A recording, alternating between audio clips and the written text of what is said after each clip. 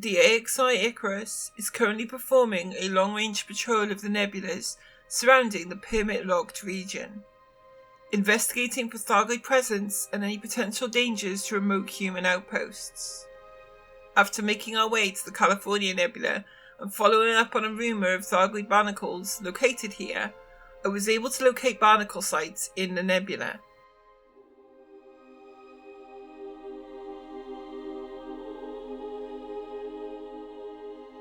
But the sites that I had visited were all long-dead Barnacles. The hunt was on for an active Barnacle site. Icarus itself had not yet reached the nebula, instead holding position in a tiny nebula just outside of California, waiting for yet another carrier to arrive.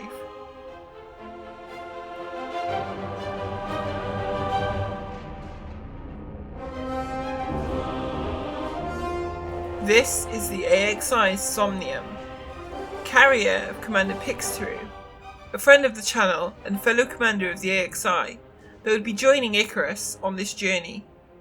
You'll be able to follow along with Commander Pxtseryu's perspective on his channel linked below. And now that he was here, we could bring both carriers into the California Nebula.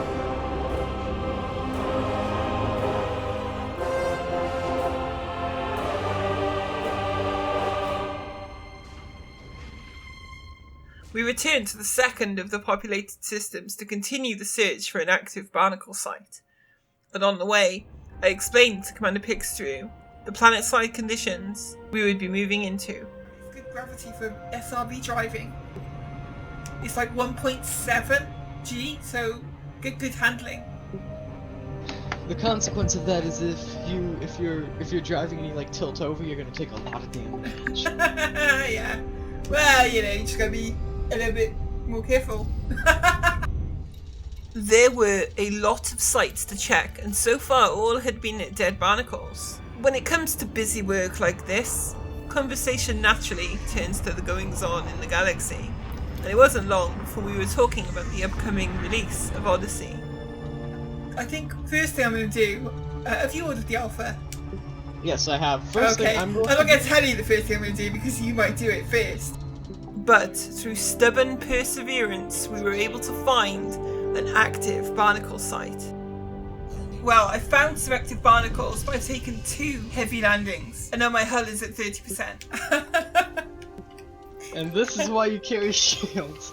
But it's a nice spot, a nice time of day as well on this part of the planet.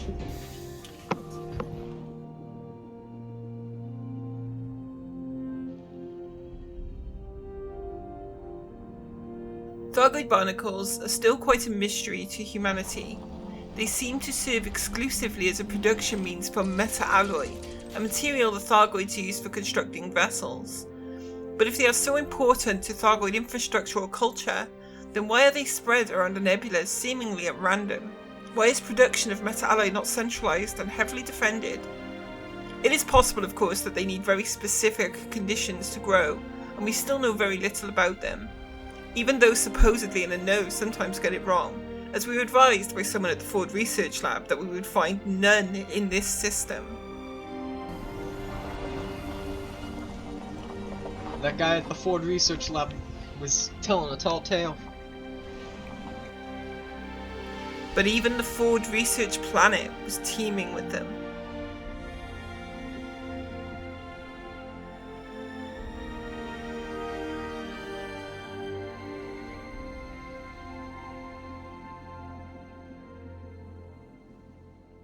And with this knowledge in mind, we set out to survey the systems on the front wall of the California Nebula, again using the same methodology of signal searching on the FSS and planet scanning for Barnacles. We did not find anything in these systems, and so moved on to the third of the populated systems, at the heart of the nebula itself.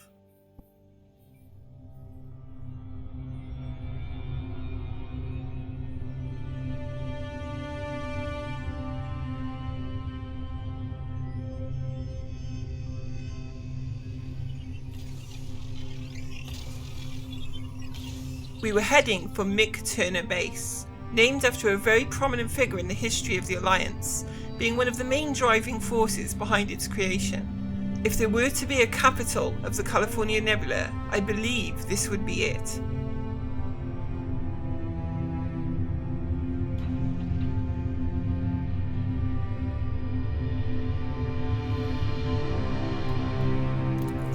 We fulfill our usual routine of donating to the Turner Research Group, and unlike at the Ford Research Lab, here we are advised that there are many active barnacle sites on this very planet. We set out to investigate.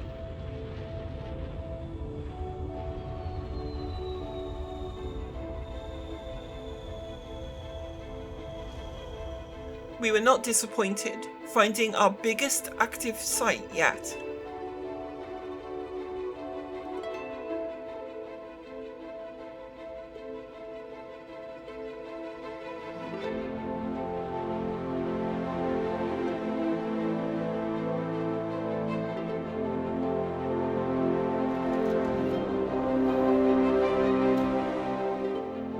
Thargoid barnacles are also sometimes a means of finding an encounter with a Thargoid Interceptor, and as part of our investigation, we needed to know if Interceptors were visiting these sites to seed or harvest. The process is best carried out alone as it requires relogging, and so we each set out to find an active site and settled in for a long night.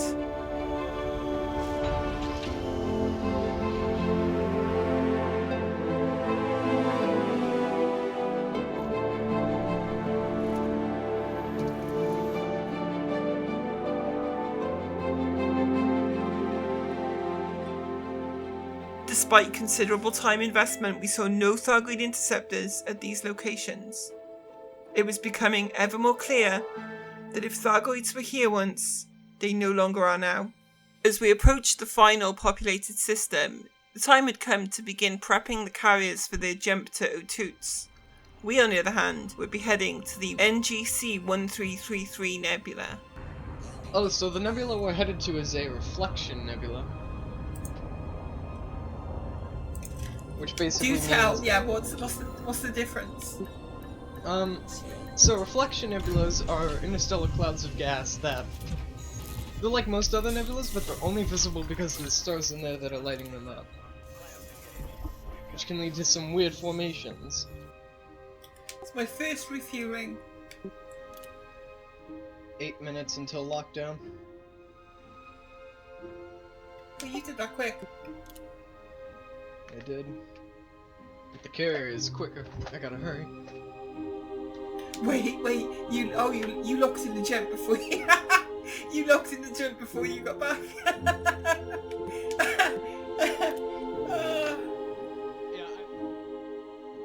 The Icarus and the Somnium were being sent ahead 1,500 light years to the Oututz Sector. It would be quite some time before we would see them again.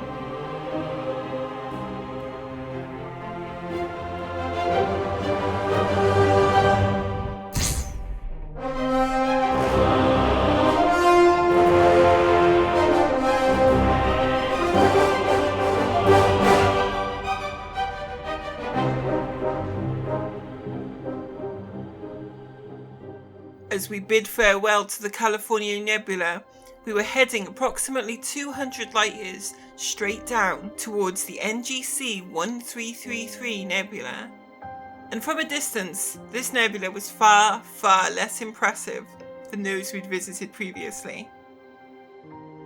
This is what it is. By the way, just I don't want to kind of rain on your parade or anything, Pix, but this nebula we're coming up to now is an ugly nebula. Like, it's not a pretty nebula. You look behind us, right, at the California Nebula in its majesty. And the design of this nebula just looks like sewer water. Maybe its grandeur and allure will increase as you approach. We were joined on this leg of the journey by Commander Dark Mortis as we headed for the very remote human outpost Ring Mine, surveying the system as we went on our way to another mining facility far away from human space. It's a lot of astral bodies you got there, Commander. Shamelessly. That is a pretty ring. It's a nice planet, actually. The colours of the planet and the rings. Yeah. Pretty good. I gotta Ring admit mine. though, an asteroid Yeah, base nice is for the inventive name. Like, they really stretched themselves when they were coming up with that. Thorian Peak. How about we just call it Ring Mine? Okay, we did it. Go with Johnson. Because you get like the metal. Ring Mine is about as inventive a name as I would expect from a mining company simply named Deep Space Mining. Clearly a very literal people. But they had at least chosen a spot to run a beautiful gas giant loaded with valuable minerals in its rings. Oh, hello, I see you right out there. You're probably gonna crash into me as I come out. Uh-oh.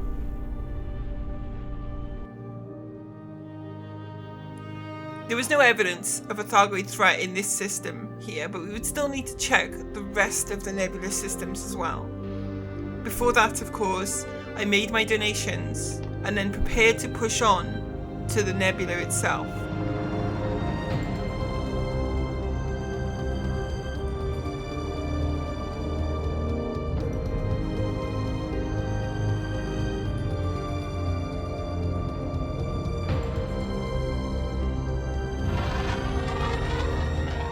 And you know what? Dark Mortis was right.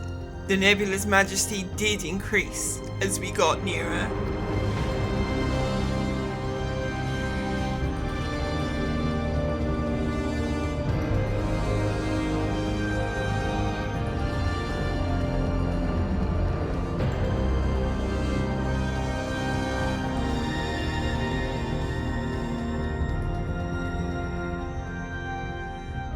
Despite a thorough search of the systems surrounding the NGC 1333 nebula, we didn't find any evidence of Thargoid activity here in either signals or barnacle sources.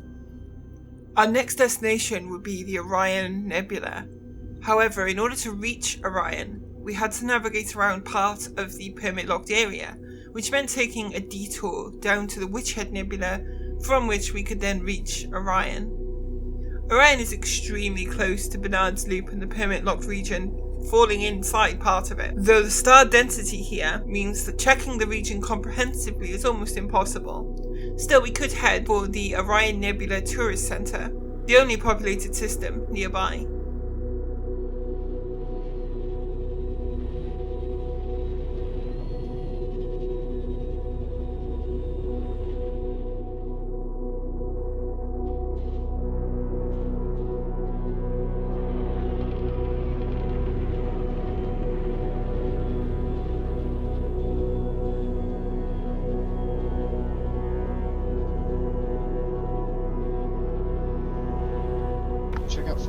The Tourist Center is, as the name suggests, a stopover for visitors of the region to repair and refuel. We would be making our usual donations, but this would also be a fine location to spend the night, before we made the journey to Oututz to link up with the carriers once again. We did not find evidence of Thargoids in this system, though as the region is so densely populated with stars you can never really know if the Thargoids are nearby. The following day we would conduct a local survey. What would we uncover? Join us next time to find out. Glory to mankind.